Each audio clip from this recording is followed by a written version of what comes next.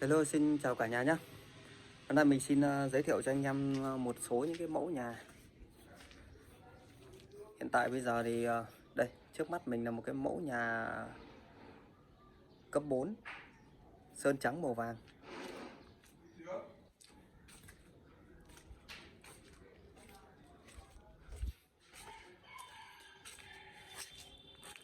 Thì đây, cái mẫu nhà sơn trắng màu vàng này tổng giá trị xây lên hết khoảng hơn 200 triệu một tí thôi.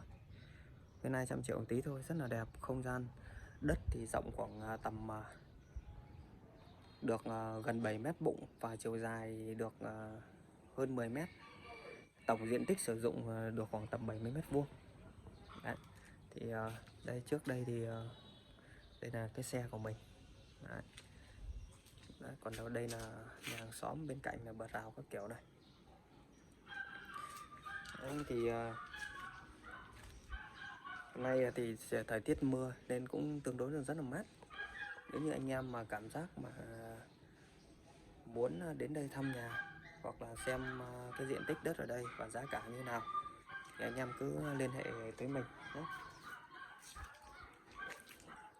Mình sẽ dẫn anh em vào trong sân. Đấy, trong sân thì có cổng sắt rất là dày dặn, cứng cáp. Sân màu đen, sân chống rỉ, đây là hai cánh đôi. Đấy.